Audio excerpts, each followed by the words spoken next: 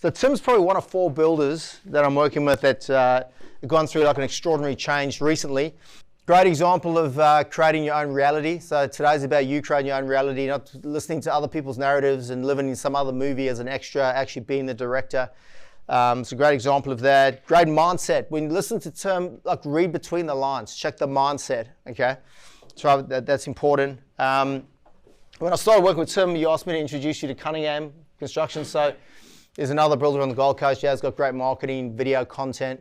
And Tim's like, who's this guy? Can you introduce me to him? You know, little things like that, which, interestingly enough, I don't get a lot of that. Like I've worked with a lot of builders. I know a lot of guys that are really successful. Not many of my clients say, hey, that guy, could you connect me?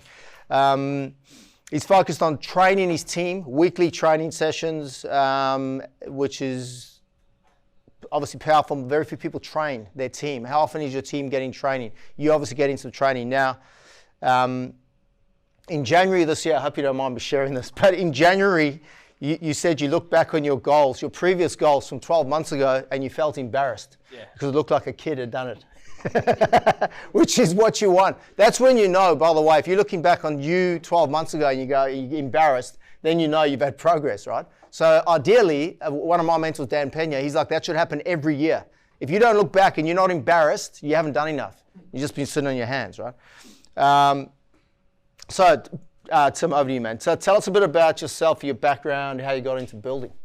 Building, probably lifeblood. Like we've had generations of builders before myself, and ever since I can remember, Mum and Dad were buying and renovating. And like looking back at pictures, I've got a picture in the office of me when I was probably 4 or 5 years old, building a deck with my old man. So it's pretty much started from there and beyond there. And like I'm lucky compared to my wife, where she didn't know what she wanted to do as a career. I always knew I wanted to be a builder, so it was easy to go through life with that end goal in mind. Obviously, it's developed and changed a lot along the way, but it's always been that one goal, and sort of building and developing, and Mum and Dad being in property, and even Tori's dad being in property. It's just moved us through and made all of that stuff easy. So it's just been one step at a time to get to where we are now. Love it. It's part of your upbringing. It's in your blood, I suppose. Yep. Interesting enough, just before, I was asking these guys, you know, what do they most want to learn? One of them said how to say no. That's something that I've noticed you do really well. And it relates to standards, by the way. You set standards, and then if you hold that standard, then you'll see things coming at you where you'll go, no, that's not meeting the standard. Whether it's a client, subcontractor, or whatever else, that stood out. I mean, I work with the guys in the top 10%, but in that top 10%, that stood out for me talking to you. Were you able to do that quite well? Where did that come from? Because even with architects, I think you met with like 40, and then you said to me the one day, there's probably 4 that meet the grade that I'd be prepared to work with. And it's not like you've been building for 40 years. How long's it been? Oh, actually, as a builder, probably 10 or 12. So, but being in the industry since I was 16, you know, on the Gold Coast, or really 15, but you know, you can hardly count being an apprentice. Own business, like. Yeah, for God, I don't even know how long now, but yeah, 10 or 15 years, something like that. Yeah, probably more. Yeah. No, fantastic. So where did the say no and the standards come from? Because they inextricably linked.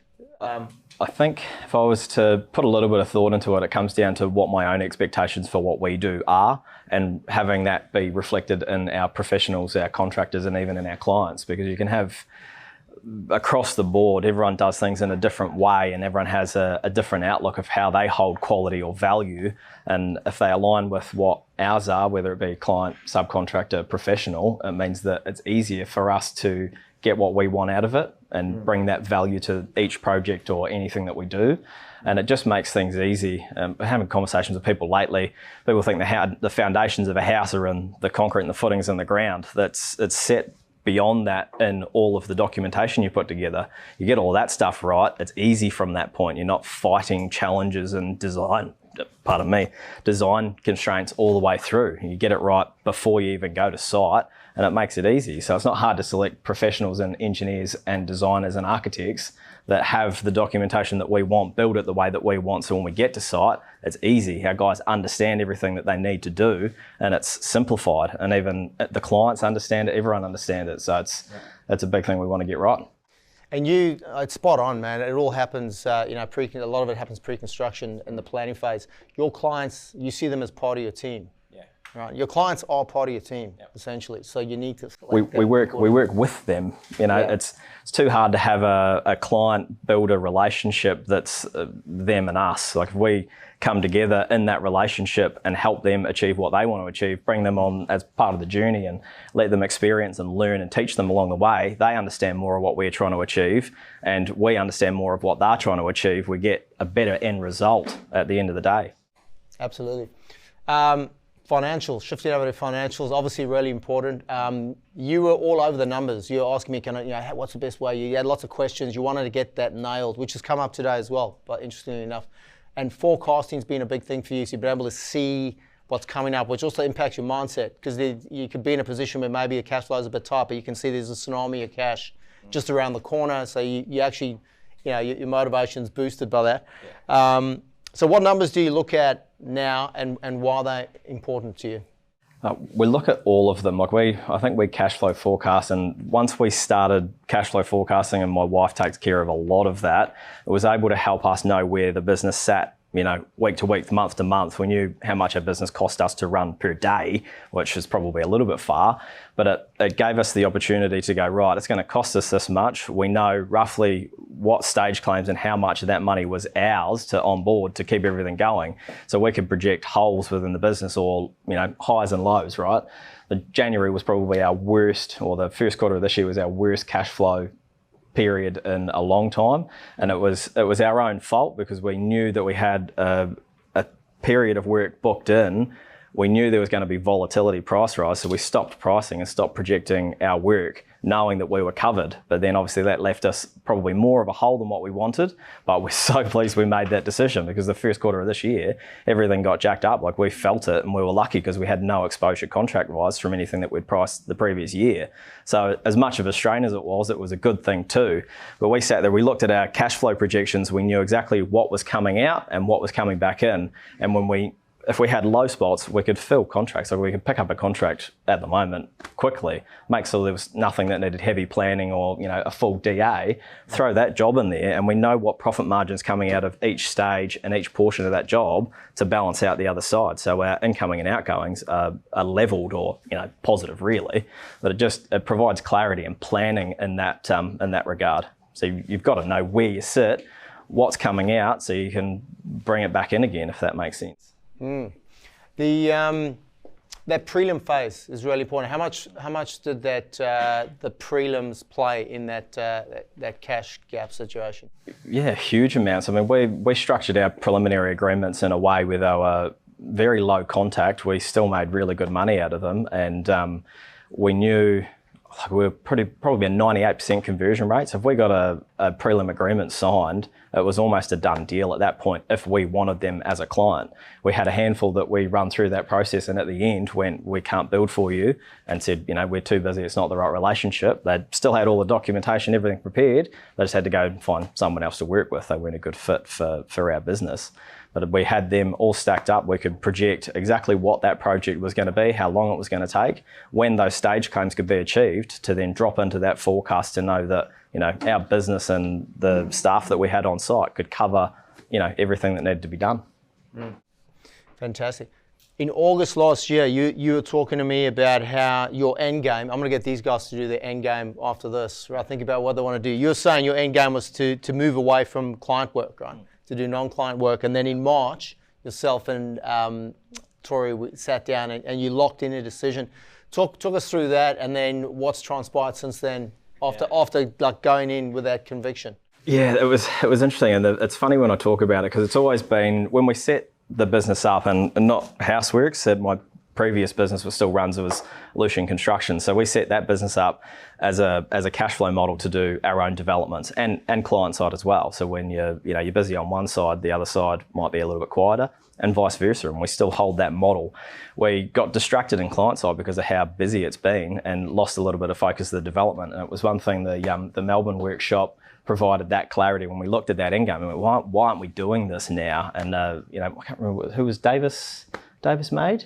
Yeah, to Warren and Louise. Yeah. It was having a conversation with them, and the way that they were, positioning their business to do only developments was like, just that realization of going, why aren't we doing more of it now? That was a significant thing, because can you mind if I share that story quickly with Warren and Louise? So they made a decision, like Tim and Tori, to go into non-client work, but they set a 3-year goal. So 3 years to go 7-figure club, $1 million builder, and then they'll have the cash flow to go into non-client work. And they were excited. They locked it in, like, we're doing this, right? We're going to have a crack. I'm going to try and gamify it, have fun with it. The next week, he was talking to a client of his, telling him, I want a 3-year plan to step out of client work. And his client was like, well, I want to do developer now. I'll cash flow it. So his client did a vendor finance, cash flowed a development and lent him his half for 5%. They signed the documents that morning. Yeah, and then another client of his heard about that and said, well, I want to do that as well. So within weeks of locking in the decision, these things transpire, but it's because they made the decision, right? Which is why I want you guys to get this today. But then you guys, you obviously heard that story, plus you're already thinking about it from August. So you were like, stuff it, we need to do this, right? Actively seek out ways. And that's exactly it. It was making that one decision to go out and actively look for that type of work. Stay out of the conversation. Yeah, and actually going out and talking to people and looking to partner with someone in that way. And we didn't even realise the writing had been, we've been negotiating for with a developer for probably 15 or 18 months to do some of their work, and they've ended up being the sort of a business partner rather than the builder-developer relationship. We've merged our businesses together, and we're going to take on 100% of their development work, including our own and our client-side stuff as well. So making that one decision provided that little bit of clarity in what we were looking for, and something that had always been right there in front of us. We looked at it in a different way and just opened up our mind to it in a different way and got to the result where we're at now, which is incredible. So we moved in a matter of months. We probably skipped our plan of attack forward 5 years, in one fell swoop. That's the leapfrogging I'm talking about right there. It's no, I love it, man. Like, you turned up on a coaching call with these Skype calls. I thought you were sitting in a CBA or something. It was in the boardroom of his new offices. And I was like, yeah, why are you at the bank? And you're like, nah, it's we've merged. Yeah.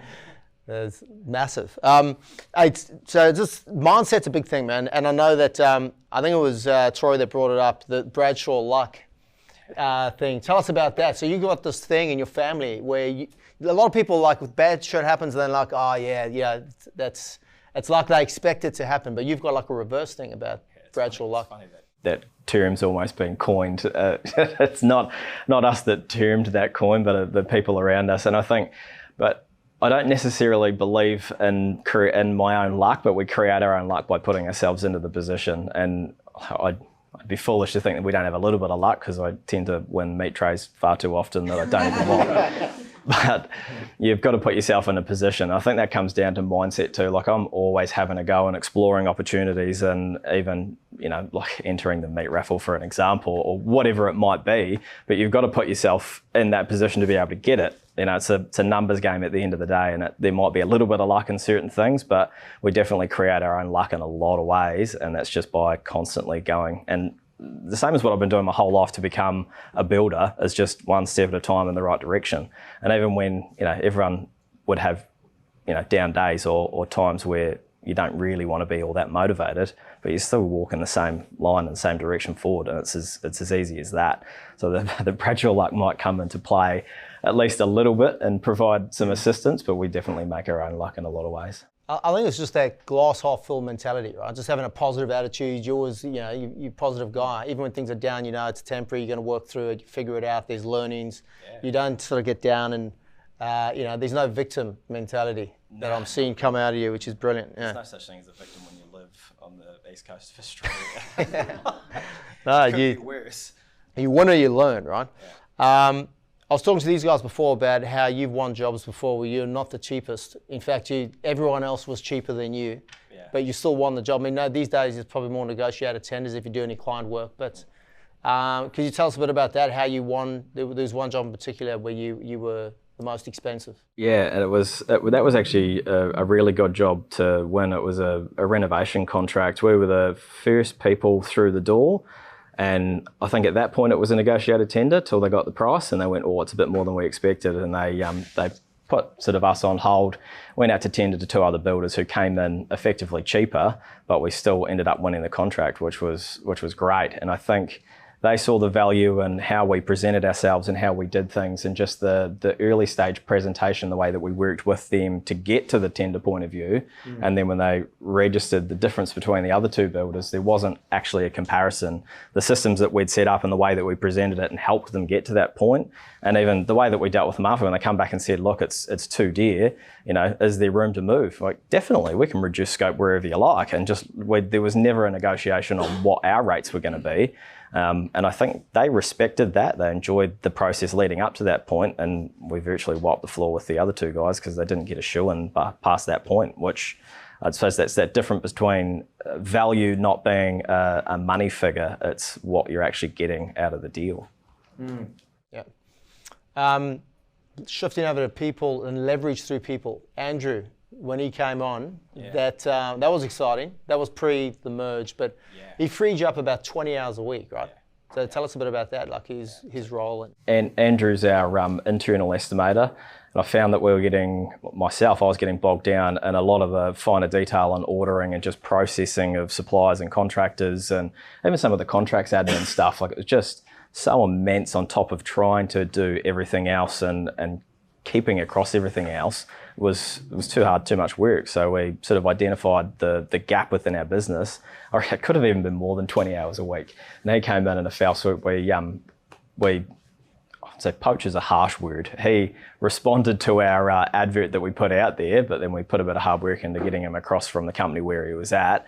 But once we did, it was an instant impact, and the amount of time that it freed me up to go and spend more time with clients, or meeting and doing those early on-site tasks was phenomenal. Like, it was, I don't know why we didn't do it earlier. It was hands down one of the best decisions and the best hires that we've made to date. And he takes over and organises a lot of the negotiation between subcontractor and supplier, and even our foreman on site. He can take care of a lot of that for us, so we can focus more on working on the business rather than working in the business, which is a pretty big deal. And his quality, like, he came almost overqualified, right? He does it better than I do, like, hands down. So it's always nice, and it's hard to find those people, but when you do, it's so rewarding. Love it. I'm just going through the questions. Yeah, in April, you guys you could barely cope with the leads coming in. 70% were all cash, so not having to deal with the banks, which I know, some people out there, that's a deal breaker now. If it's banks, see you later, they prefer them on. You've also been brutally honest with managing expectations, right? Tell us a bit about managing client expectations.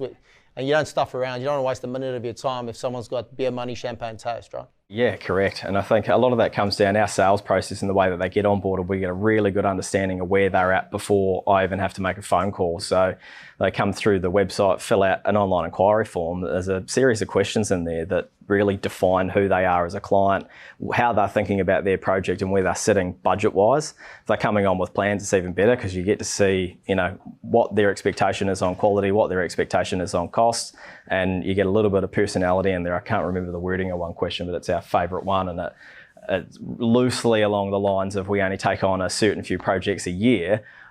We value our client relationships. Why should we work with you? And some people look at that and go, well, I don't know you yet. How would I know? And it's like, that's not really the question if you read it that way. It's what would make them a good client. And some people come across brilliantly. Other people come across really, really arrogant. And so you can gauge where you're going to sit. So if we make that next point and we're going to onboard them as a client, I'll make a quick phone call. You can have a casual conversation. Very rarely does it entail much about their project. It's more about who they are, what they're doing, why they're looking to do the project, with a little bit of content about what the next stages are. If it's a good fit at that point, you can start talking about where their budget is and where their expectation is, from that form compared to where it actually sits in reality. And it's always one of those things people find a little bit confronting, but the more honest you can be with it, and I'm the first person to hands down tell them, I don't know how much your project's going to be, because there's not enough information at that point. I can gauge, I think it's going to be, you know, between $500,000 or $600,000, but there's so much left to be determined at that point. And most people don't realise that. They think as a builder, you can just turn around and go, that house costs X amount, and you just got that information at your fingertips. It doesn't work like that. So if you can give them a little bit of feedback on how that works, how our process works in getting to that point, they get on board with a little bit of confidence and realise that it's not just a metricon where you go, house A costs 300 grand. And it simplifies it for them. Love it, man. Brilliant. What's in store for you guys? Like, as in, what does the future hold now that you've merged? And then tell us a bit about the purpose and meaning behind what you're doing and the end game. Yeah. So the merger of the two companies, we've pushed together all of our client side stuff and all of there's 10 projects that have been acquired in varying stages. So it's anything from a knockdown rebuild through to 4 luxury apartments, basement, 1 per level, 4 levels and rooftop. So they're all personally acquired sites by our team, and they'll go through from acquisition through to end sale. So there's actually not really a client as such, but just the end sale and real estate agents that we deal with on that level. We're going to look to start 1 of those per month over the next 18 months, and then we'll roll into 2 of those starts per month from there. And at the moment, we've got client starts to fall in, and we'll keep that same type of volume over the next sort of 2 to 5 years. The goal of the business is effectively to cash flow it all personally, rather than having finance entities or investors on board. We'll get the business to a stage where we can acquire and have a bank of sites sitting there. We can have a bank of sites that are ongoing for sales and just keep that model going as if we're selling high-end speckies. So the model's high-end, low risk, and, you know, virtually well, Gold Coast based at the moment. We'll spread out into Brisbane and sort of diversify the portfolio a little bit from there. But they're all just really fun projects to work on and easy. So not having to deal with banks. Yeah, eventually. Eventually, yeah. Well, it depends. If you're cash flowed enough, bank finance is always good because it's cheap, and we can leverage our cash flow a little bit more. A little bit, yeah, but you don't want to leverage too much. It was interesting. I was listening to something, a podcast just the other night with these high net worth individuals, and they're scared to death of leverage. They don't leverage, Well, very little. Little amounts. Tiny amount, Just so you can use your own money for other things. And they love cash in this sort of market. With things where there's a lot of turbulence, opportunities, Any questions from the floor? So that merger you did with the developer, Yep. what was the main thing you think that he decided to merge with you and want to work with you? What was the advantages to him doing that with you instead of just continuing on his own? Yeah, good question. I think probably the biggest benefit is that it creates an open book relationship rather than there being that builder-developer relationship where everyone would agree that cost control is hard at the moment because it's a fast-moving target. It gets rid of that, and it gives us the ability, like merging our two teams together, we can focus more on our product from acquisition through to sale without it being a negotiation or any delay or any changes, right? If you want ultimate flexibility in a contract, pay for it, really. So there's no point in not having that in-house, having that flexibility and being able to apportion our labour and our costs where we want it to be. And it's the same with him. And I think it was about 18 months of negotiating with him or 15 months as a builder-developer relationship. And then once we tabled that as an idea, everyone just went, geez, that would be far too easy. Like, why haven't we considered this before? And it just made complete sense. So we actually looked at a time frame of rolling it out and went, this is too hard, let's just rip the Band-Aid off and dive in. And the benefits and even just the cost savings and the way that we were processing things to maintain time and cost, we look at in a different way, in a more open way. And so decisions made on product selection, whether it be cost, time frame, or actually the end result, it doesn't have to be so litigious. There's no need for variations in anything like that. So there's no delay, there's no cost issues, it's all so open book. There's no to and froing or time delay. Because in development, everyone knows the holding costs can be in the thousands. If you've got weeks of process getting in the way of a simple change, it's slow and it's costly. So he took those advantages and looked past the fact that he's not going to be receiving all the profit. He's going to be sharing the profit with you. Yeah, correct. Yep. And he would have been either way. At least the margin's open there. Yeah. So what he would have been losing and giving it away for us to mitigate our risk, who has a little bit of a gain about it too. And even the client side stuff that we bring across, there's gain on both sides. So both business structures just get cash flowed better than what they were before in a more open and honest relationship. It's like economies of scale. Yeah. Are you freeing him up as well then? Absolutely. Yeah. So the time frame wise too, so there's 3 partners in the new business. Everyone's got their role. We're taking over the entire construction side of the business. They're able to focus on the development side, which is as time consuming. Huge. That's what most guys that I work with can't get to. They want to do developments, can't get to look at the properties or even build a team that can help acquire properties. And even just the constant market updates and networking is everything. And that's one thing that we've always done, whether it be just for building, networking with other builders, engaging where the market's at and seeing what people's struggles are and overcoming them before they're struggles for us. It's the same with them. They're overcoming some of their time frame struggles, and their level of control is less because it's taken care of, and not in a way where questions have to be raised in certain circumstances. So the ability for us to focus on our individual roles, it speeds up every single part of it, which makes life easy. Dream team. There's a lot of trust. It's holding it all together. There's a lot of trust there, right? Yeah. Any other questions for Tim? Just a real quick one on funding. So obviously not over leveraging, you've already mentioned that, but are you using private money? Yeah, so a mix of traditional first tier, second tier lending and private lending as well. Yep. Different deals are going to require different funding. The knockdown and rebuild is going to be very basic lending, and the purchase, the acquisition of the property, construction loan for the build, and then that's it virtually. If we want to top up, we can top up with investor funds at set rates with people that we're already in contact with, or you can look to, like, we haven't got mezzanine finance, but there's so many different ways to finance any form of deal. It's about what makes it feasible at the end of the day and makes the money easy, right? Because the banks are hard to deal with and they're slow, some of them. Some of them are good, some of them are bad. And that's that leverage point of view. If you've got a small portion leverage to a first tier bank, it's pretty easy business and it's cheap money. The more diluted you go, the dearer it gets and the harder it is to achieve. One thing that I've really admired with you and Victoria is just your network and never closing that door. Whether it be attending these events or attending breakfasts, or if someone says, let's grab a coffee, you follow that through. Is that something you can share a bit more about? That's something I think a lot of guys here get so focused on what they do. And even though this might be their end goal, they're not looking at things like that all.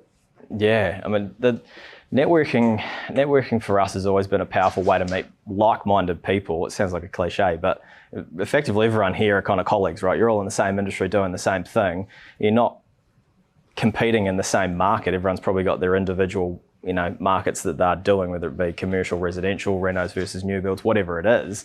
But everyone understands what each other's doing in a room like this. And it's the same with the networking events that we've got. Everyone's working towards the same goal, and it's figuring out that one little bit of information or that one little tip or, whatever change or whatever forecast might be, leveraging everyone's knowledge. And I mean, everyone's got strengths, right? Like my strengths would be other people's weaknesses and vice versa. They kind of cancel each other out within a networking event. So I'd never, ever say no to that. You only got to pick up one little piece of information and it changes everything. It might be one thing you don't do that could cost you tens of thousands of dollars because someone said it, or however it may work out, but knowledge is key. And that's what we get out of the networking. Plus untold amounts of contacts. Our merged business came from a networking breakfast. So the opportunity by turning up to breakfast and meeting people, once a month has turned into something that, has turned our lives around massively. Huge. Yeah. It is. I heard someone say success is about conversations. Yeah. Conversations you have. Yeah. Most of life is not what you know, it's who you know, in a massive way. It can be very hard if you don't know anyone. Yeah. Otherwise, we'll wrap it up there. Hey, Tim, thank you so much for coming in. Congratulations on your success. Thank you very much. Yeah, thanks, guys.